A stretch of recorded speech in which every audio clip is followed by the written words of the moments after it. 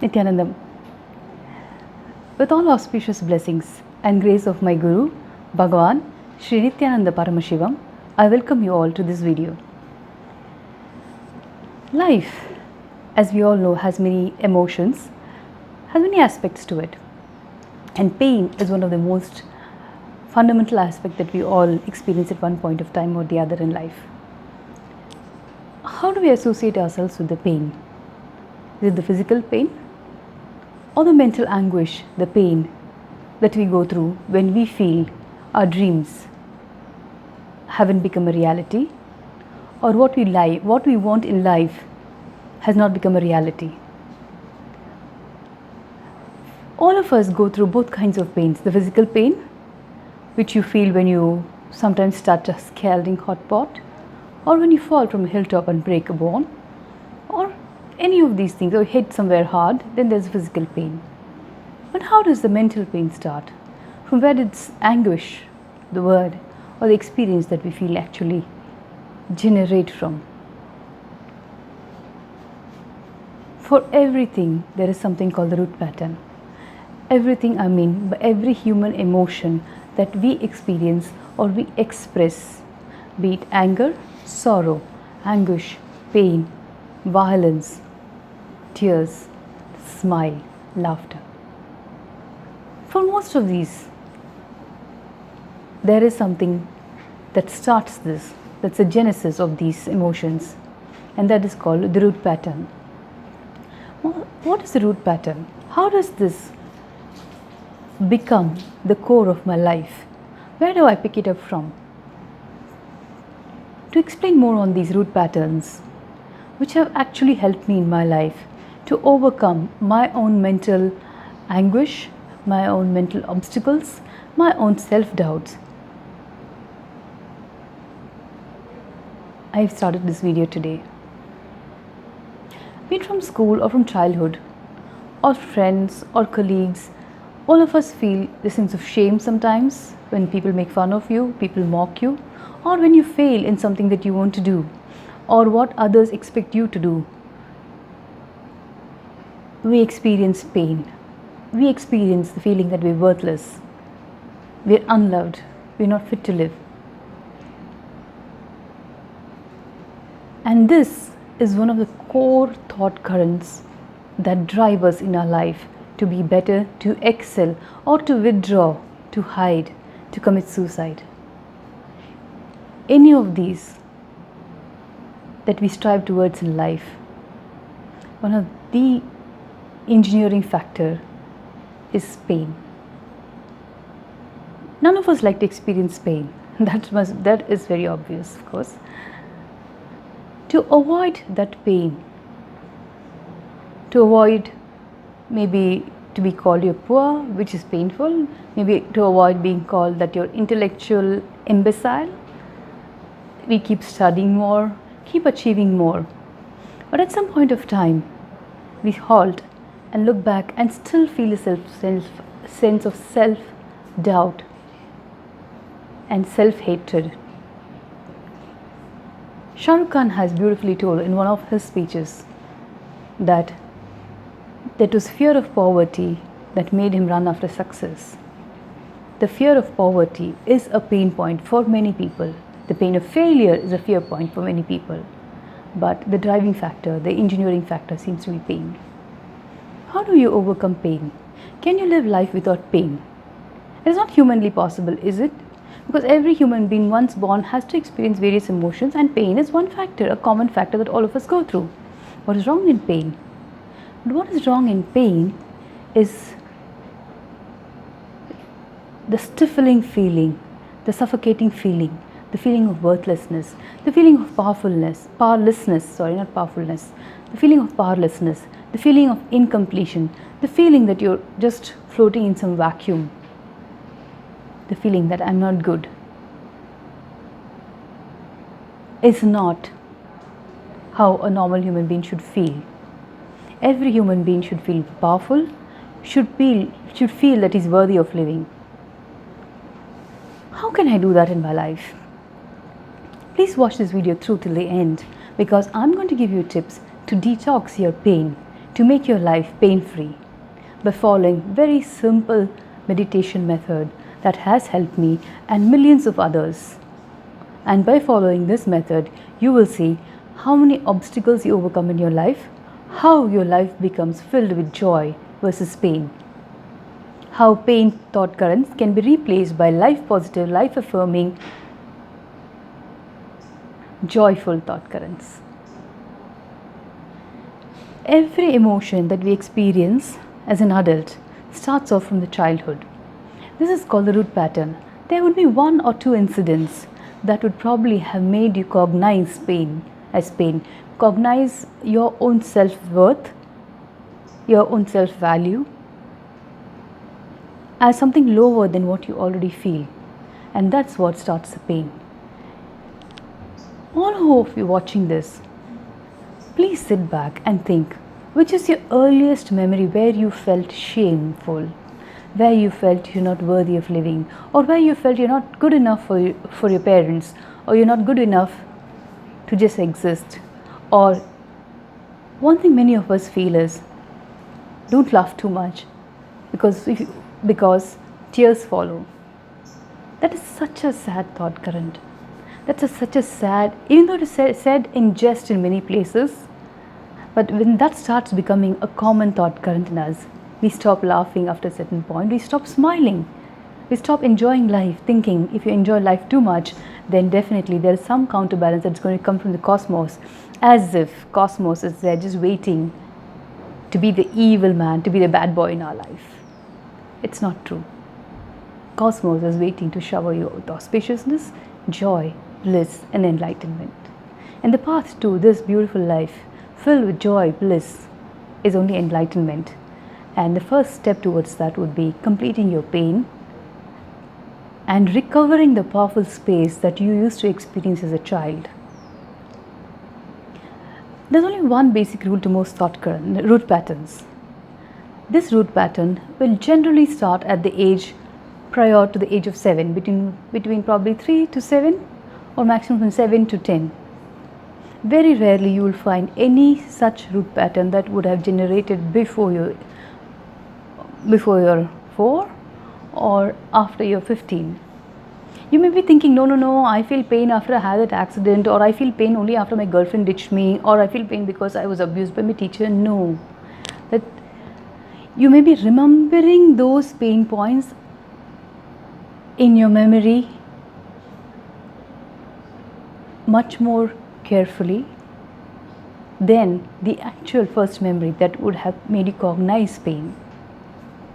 It could be something as simple as your mother or your father scolding you for buying chocolate, or for asking for an ice cream, or for just crying because you wanted to go to the restroom, where you needed help of your parents and they were not attending to you, so you start crying, and your parents probably busy in something or the other, or your nanny or whoever is taking care of you, probably with their own incompletions or their schedules, were irritated at you and would have snapped at you.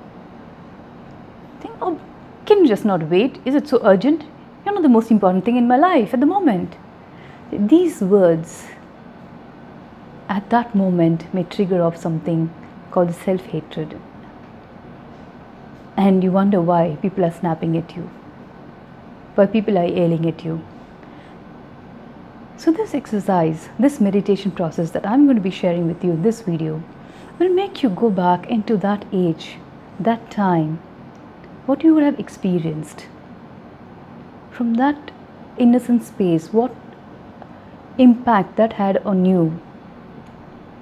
For example, I know a lot of kids, even we as kids, we start screaming and yelling when we have to go for a vaccination to the doctor. But the parents think that's the best thing they can do for you. So they drag you yelling and kicking to the doctor, you are vaccinated, and this happens over a period of time. But this leaves the memory of suffering. Most of us remember the yelling and screaming, or we say, oh, I'm so scared of my doctor. But do we have any logical reason? No, we don't. Because the memory that you remember is the dragging and kicking and the screaming and the prick of the injection. At that point of time, what did you feel towards your parents? What did you feel towards the doctor? Did you feel they were bullying you? Did you feel that they hated you, which is why they're making you go through this whole exercise of having a vaccination. Of course, as we grow older, we understand vaccinations are important. This was the best thing the parent could do for you at that point of time. Not necessarily just a vaccination or a doctor's visit, but just think of us even during play schools, or your parents forcing you to study something you don't like, which now has become a very important factor for you in your profession and your identity as a human being. At that point of time, you may have fought with your parents, and your parents may not have given in, and you were forced to study. At that moment, when you are having that argument with your parents, or going through that moment at that age, if you see that scene from this maturity, you will be able to relive the pain and complete the pain. This meditation exercise need not stop with just one incident, because pain can be really deep rooted. It can be even something you carried over from your past birth. You may wonder, how can I do something, or how can I complete with something that I carried over from the past birth which I am not aware of? That's the best part of this meditation exercise. This meditation exercise not only completes every root pattern in this lifetime. The more you sit and do it, the more you complete with yourself.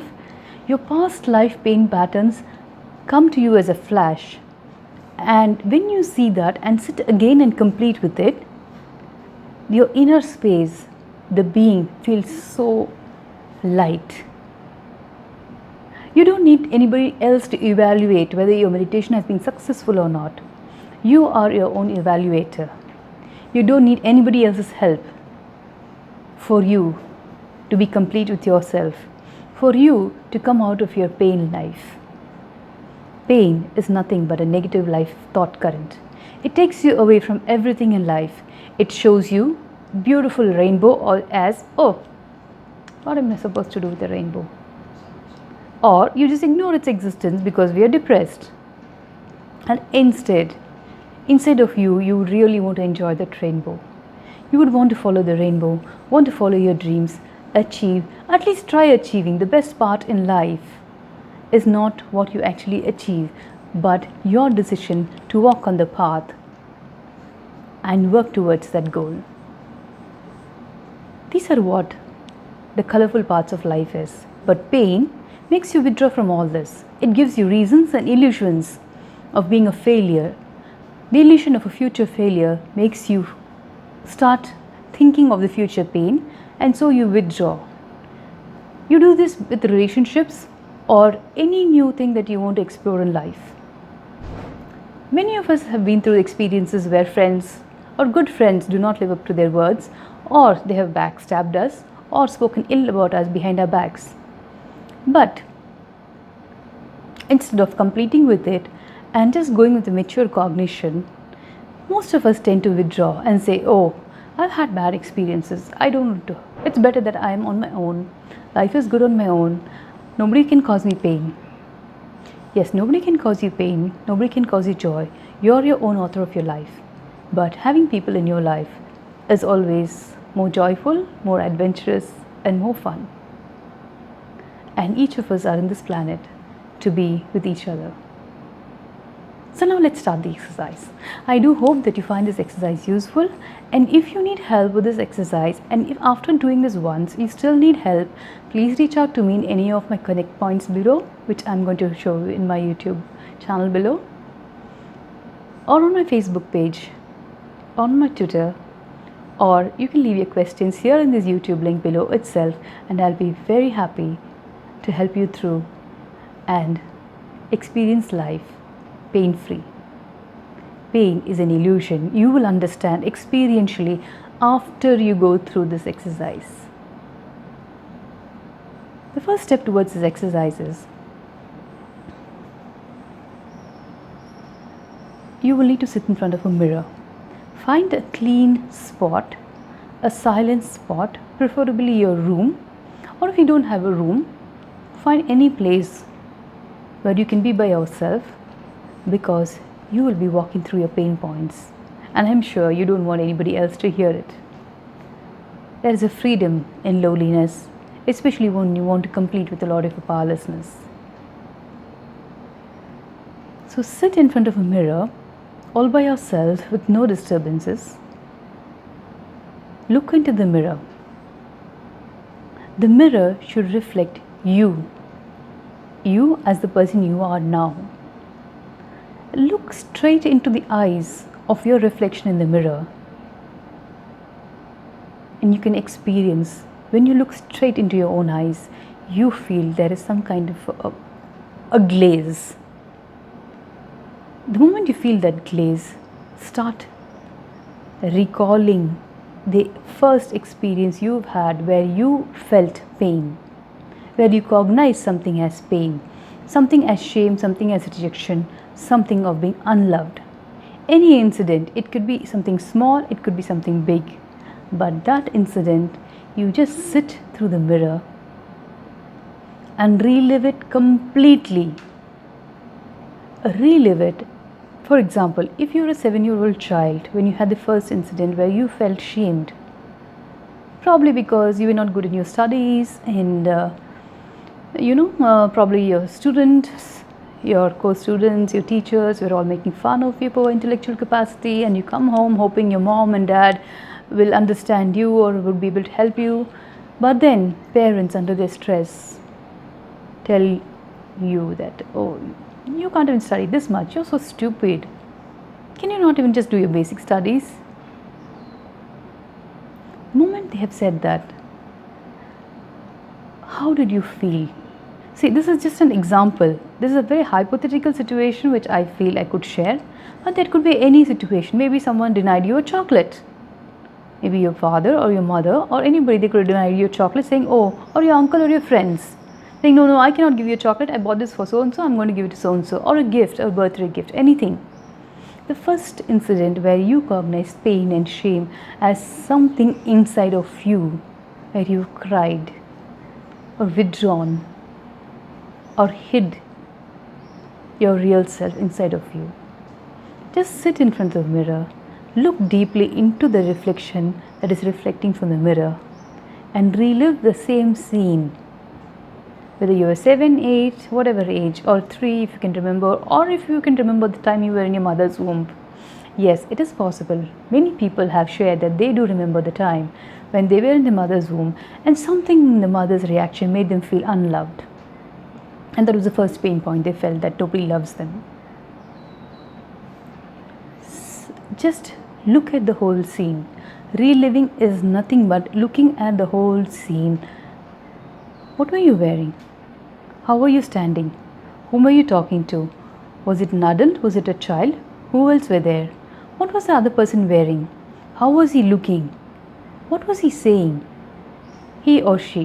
What were they saying? What word exactly made you feel the pain?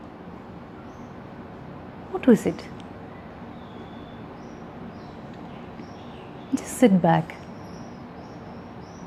and look in detail into the scene.